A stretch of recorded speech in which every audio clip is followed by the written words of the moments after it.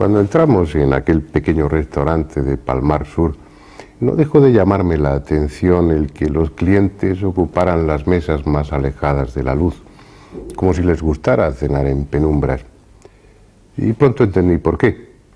A los pocos minutos de habernos servido la sopa, en su superficie flotaban inquietos y bullían centenares de insectos atraídos por las bombillas.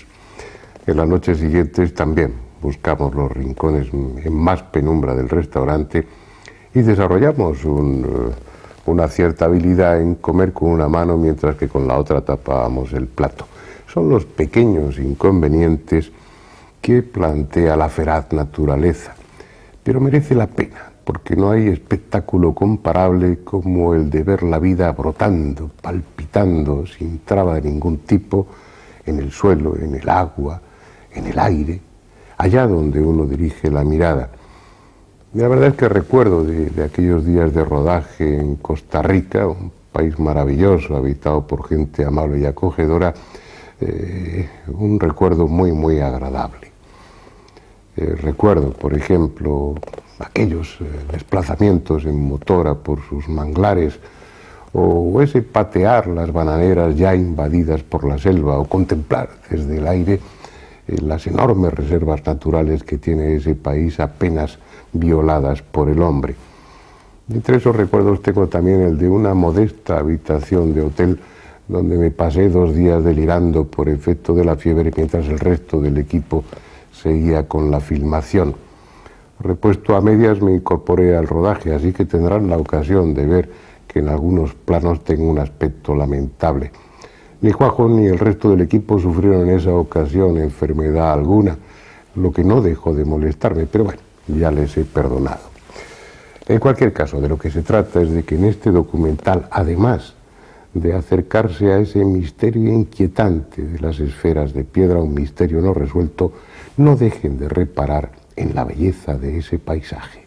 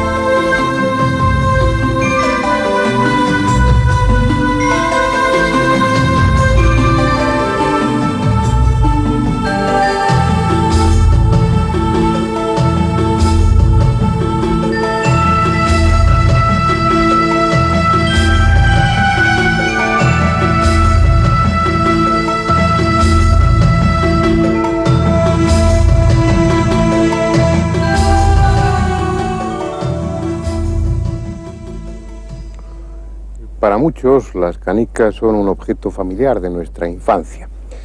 No parece haber mucho de misterioso en esa forma esférica.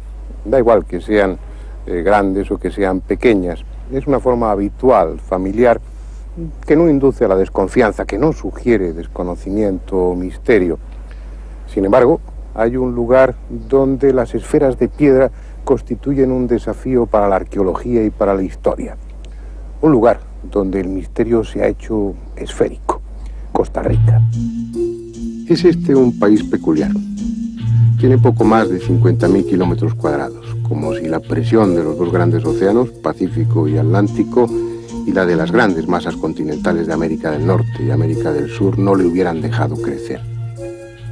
Pero tal vez por compensar su pequeñez geográfica, la naturaleza ha hecho de Costa Rica un lugar variado de paisajes, ausente de monotonía, con cordilleras escarpadas, valles fértiles, playas, selvas y llanuras. Fue Colón, durante su 4º y último viaje, el primer europeo que puso pie sobre la tierra costarricense. Andaba aún el almirante buscando una ruta que le llevase hasta Zipango y Catay cuando su flota fue sorprendida por una tempestad que le obligó a buscar refugio en aquella costa desconocida. Era el 18 de septiembre de 1502. Dicen que fue el mismo Colón quien bautizó al país con el nombre de Costa Rica. Impresionado quizá por la abundancia de árboles frutales, la belleza del paisaje y la amable acogida de los hospitalarios nativos. Ha pasado ya mucho tiempo desde entonces. Tras algo más de 3 siglos de permanencia en la corona española, Costa Rica, como otras colonias de aquel poderoso imperio, alcanzó su independencia. Pero en ese camino recorrido, los huetares, los grunca, los viceitas, los bribri, los chorotegas y el resto de los pueblos de esta tierra se fueron fundiendo con los colonizadores en una raza nueva con identidad propia. Y algo hay en esa mezcla que les ha hecho distintos, porque a pesar de estar incrustado en una de las zonas más conflictivas de América, Costa Rica mantiene una actitud insólitamente pacifista. Hace ya 100 años que abolió la pena de muerte y medio siglo que prescindió del ejército. No es un país rico a pesar de su nombre, pero la mayor parte de su presupuesto está destinado a la educación y a la sanidad. Y es ejemplar que el número de maestros sea 5 veces superior al de los miembros de las guardias civil y rural, encargadas de mantener el orden. Sin embargo, no estábamos allí para buscar las razones que han hecho de Costa Rica un país de paz, sino atraídos por un enigma cuya solución está aún pendiente: sus esferas de piedra. En la actualidad, estas esferas forman parte del paisaje urbano de San José desde hace casi 40 años. Han sido trasladadas desde el sur del país, desde los pantanos, desde la selva o desde los campos. Y hoy cualquier ciudadano las puede ver formando parte integrante de los edificios, de los jardines, incluso de las plazas. Acostumbrados a su presencia, los transeúntes apenas reparan en ellas. Puede que algún turista les preste atención o se haga una fotografía junto a ellas. Pero así, incorporadas a la ciudad, lo cierto es que nada dicen. Nada hay en su inocente aspecto que despierte interés. Hoy parece claro que al traerlas hasta aquí se cometió un acto irresponsable, porque si hay alguna explicación sobre su origen y función, habría que buscarla en el lugar donde estaban, relacionando la posición que ocupaban con la de otras esferas de esa misma zona. Pero al menos estas que se han incorporado al ambiente urbano no se han perdido, en tanto que otras muchas de las que hay desperdigadas por el país fueron objeto de comercio y han ido a parar a museos o colecciones particulares de Estados Unidos o de otros lejanos lugares. Las había por centenares, tal vez por millares, y estaban en lo que hoy es Costa Rica desde mucho antes de que llegaran los españoles a América. En realidad, nadie sabe desde cuándo. Y ese es el primer misterio, el de su origen. ¿Quiénes las hicieron? Porque lo cierto es que no encajan en ninguna de las culturas conocidas. Este es el Museo Nacional de San José de Costa Rica. En él hay una amplia muestra de lo que fue el pasado de este país. Un pasado interesante, como corresponde a una zona del continente que fue paso obligado, puente inevitable para el comercio o las conquistas de culturas muy importantes que había en Mesoamérica y en América del Sur. En las vitrinas del museo se conservan muchas piezas arqueológicas que reflejan claramente influencias llegadas desde el norte y desde el sur.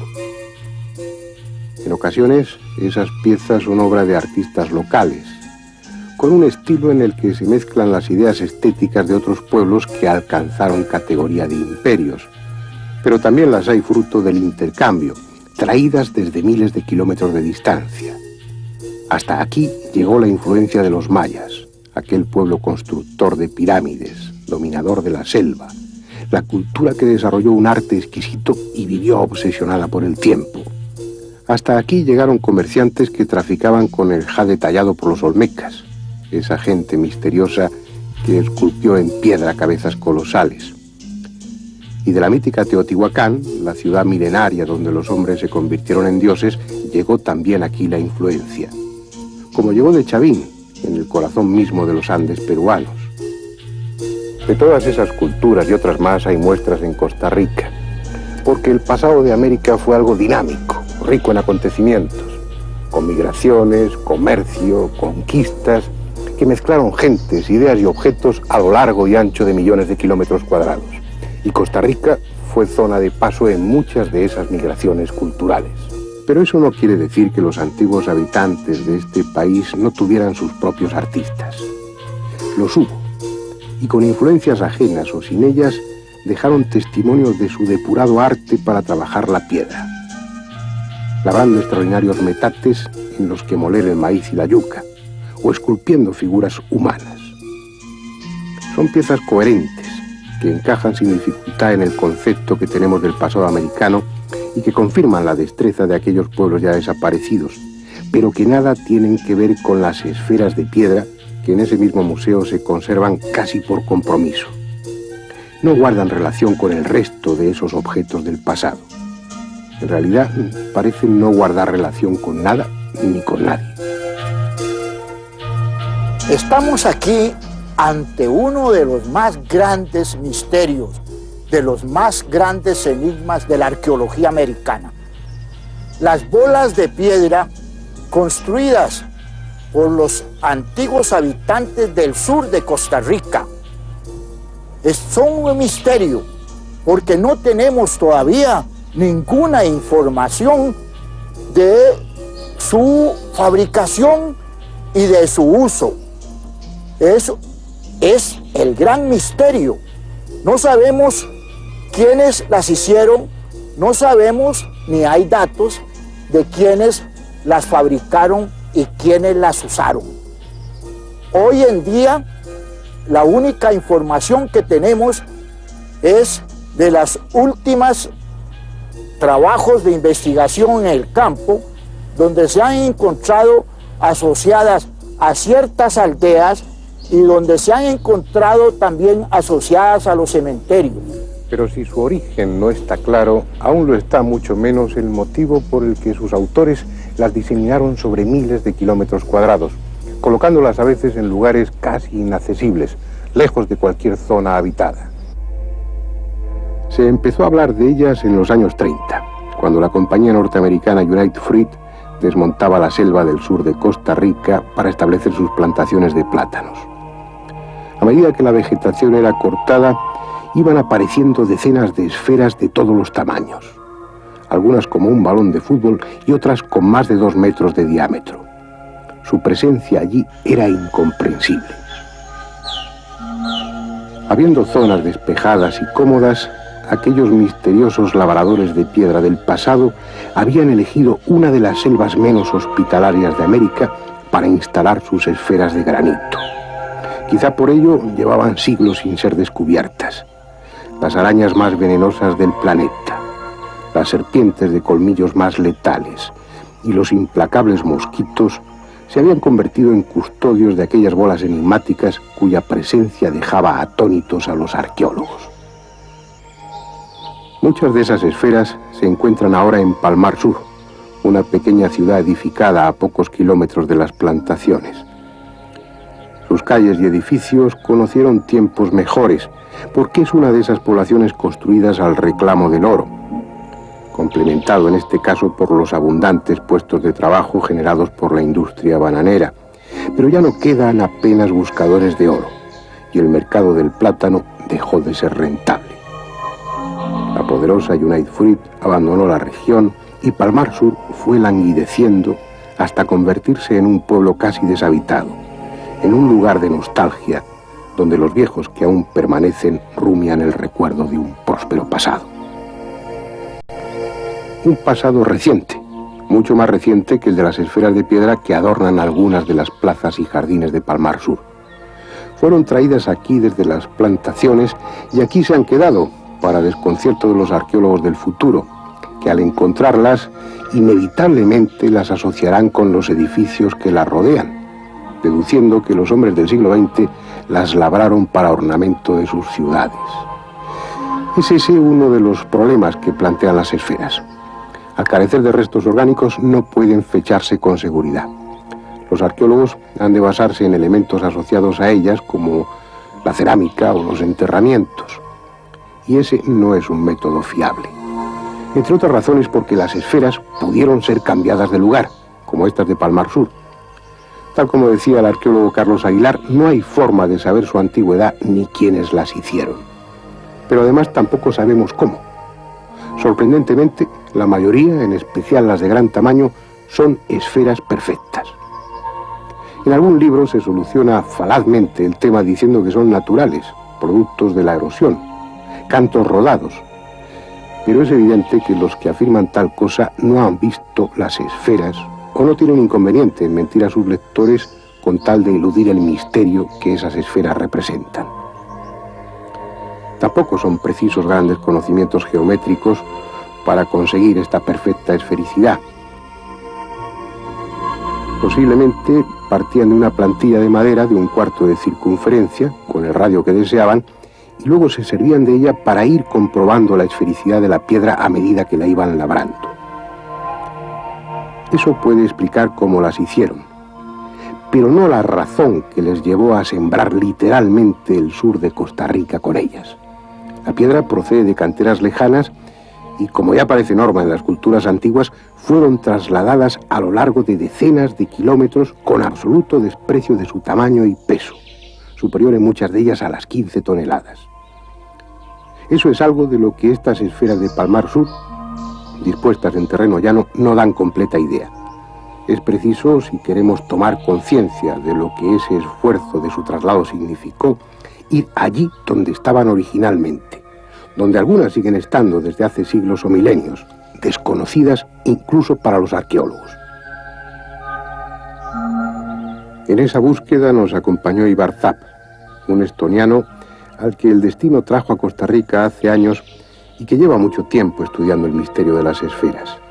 Siguiendo la pista de rumores, confidencias o puras leyendas, Ibar ha descubierto esferas que hasta ese momento permanecían ignoradas. En esta ocasión, nuestro objetivo era filmar unas de esas bolas de piedra que ni siquiera él había visto. Nuestras pequeñas motoras se deslizaban esquivando los bancos de arena del río Sierpes, adentrándose en el manglar, aún más peligroso por la marea baja, dejando atrás multitud de islas cubiertas por la selva. Estábamos recorriendo parte del delta del Diquís, una reserva natural exuberante de vida. A ambas orillas se alzaban hasta 500 especies de árboles, nazarenos, poponjoches, guayabones, que se elevaban majestuosos 40 metros por encima del suelo. Invisibles para nuestras rápidas embarcaciones, miles de animales diferentes compartían su vida en aquella selva apenas visitada por el hombre. Más de 300 especies de aves llenaban el aire de cantos y graznidos. Abajo, sobre el lecho de hojas caídas, 33 variedades de serpientes, entre ellas las más venenosas de América, constituían una advertencia permanente para los escasos buscadores de oro que aún se aventuran por la zona.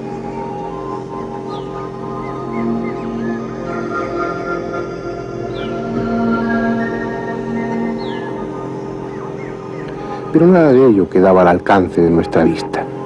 Tan solo algunos caimanes que ni siquiera tuvieron el amable gesto de dejarse filmar.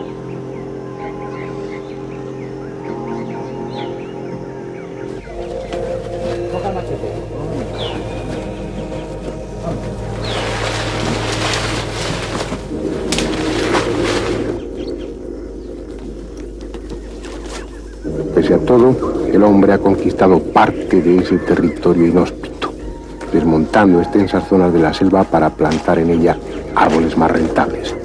Casi no quedan bananeras, pero hay aún cacautales. Claro. 80, como la de la universidad, de la escuela. ¿Dónde va la cara? En uno de ellos, el azadón dio con la dura piedra de unas esferas.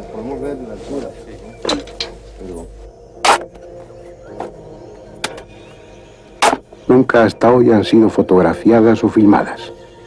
Ningún arqueólogo conoce su existencia ni figuran en catálogo alguno. Están ahí desde que sus escultores las colocaron. Son de la altura de un hombre. pero apenas asomaban unos centímetros sobre la superficie del terreno. Es esa una de las razones por las que muchas esferas permanecen aún por descubrir, como estas.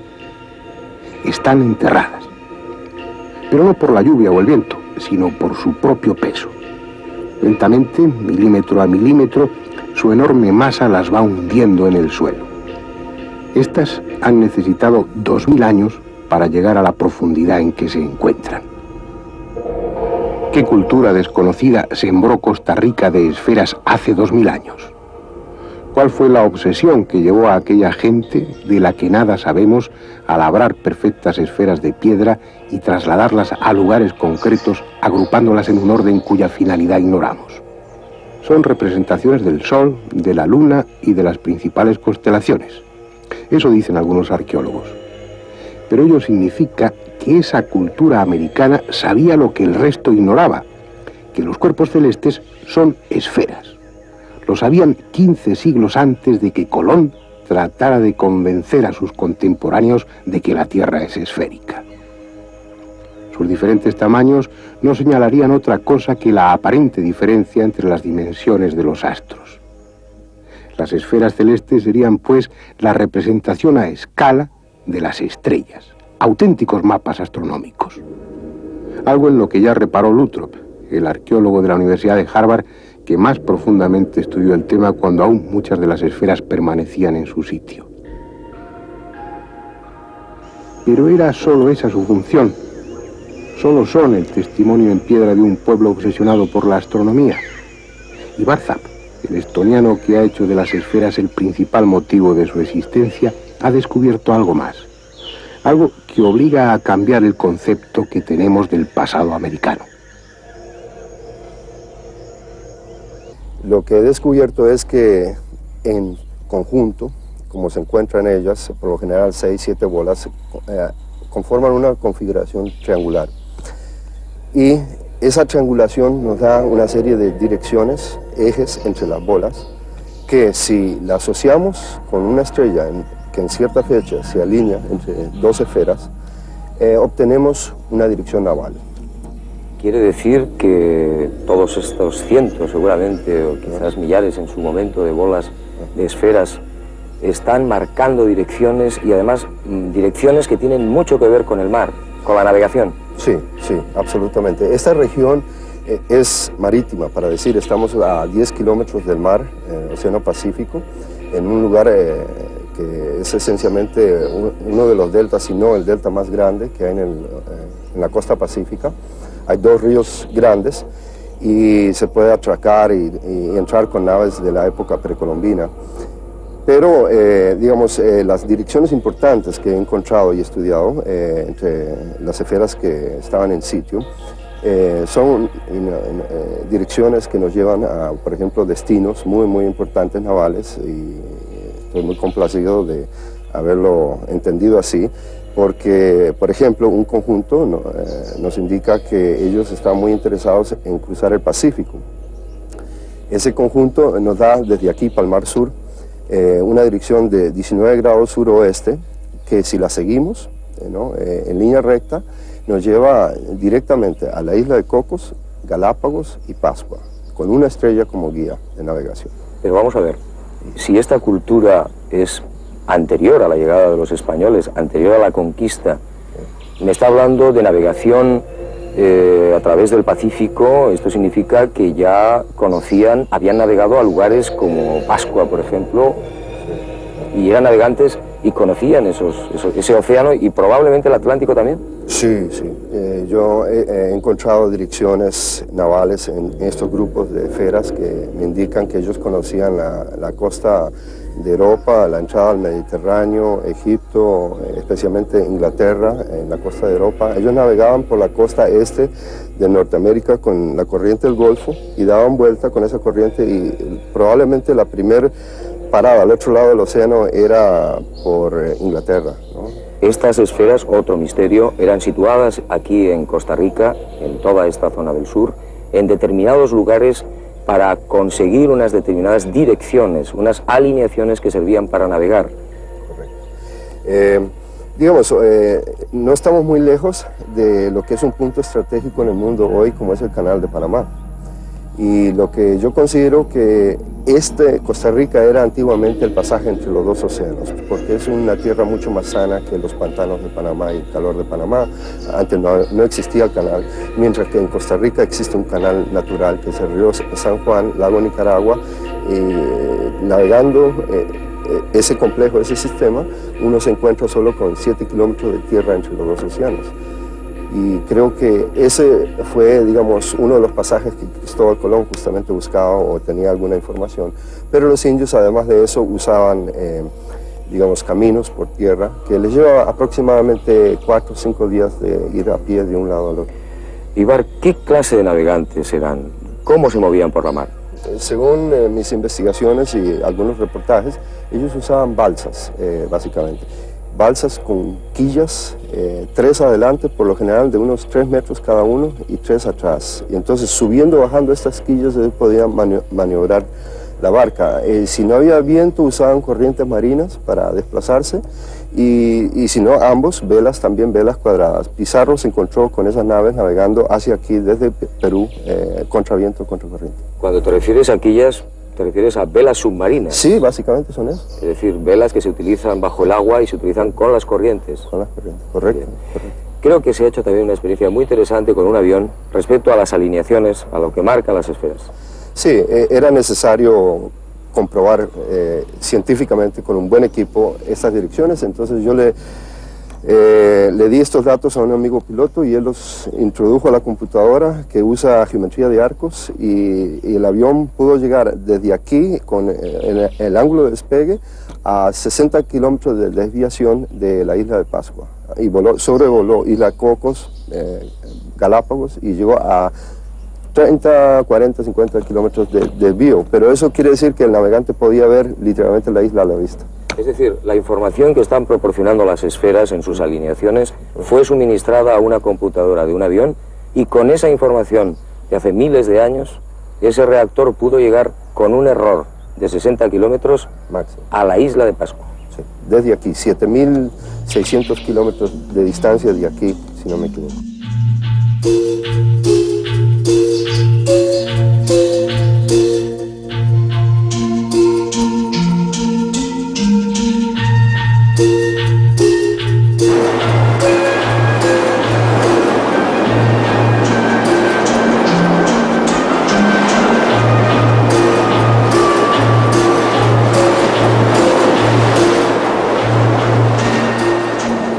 Es una hipótesis fundamentada y desestabilizadora. Porque según ella, el océano, ese océano que bajo el criterio de arqueólogos e historiadores sirvió para aislar a los pueblos del pasado, fue realmente un camino muchas veces surcado. Una vía de comunicación entre las culturas del mundo antiguo. Es probable que fuese así. Y si así fue, esas bolas de piedra desperdigadas por plazas y jardines o sepultadas en la selva constituyen el mudo testimonio de un pueblo de astrónomos y marineros que recorrió medio mundo antes de ser tragado por el tiempo.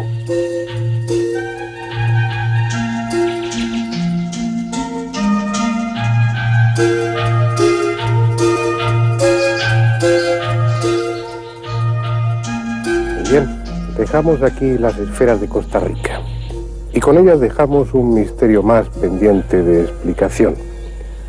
No hay respuesta, al menos por el momento, para la pregunta de quiénes y cuándo las hicieron. Tampoco hay respuesta para el motivo que les llevó a un despilfarro de tan gigantesco esfuerzo para tallar, pulir y trasladar estas esferas. Y tampoco hay respuesta para la técnica que utilizaron, consiguiendo que masas de 16 o 20 toneladas alcancen esta rotunda y perfecta esfericidad. Los arqueólogos más sinceros admiten que no tienen noción del asunto. Algunos investigadores más arriesgados, como Ibar Zap, sugieren teorías probablemente ciertas que obligarían a modificar todo el concepto que tenemos sobre el pasado. Otros relacionan las esferas con el cosmos. ¿Quién sabe? Tal vez la respuesta esté como esas esferas del cacaotal, hundida, sepultada en el suelo por su propio peso.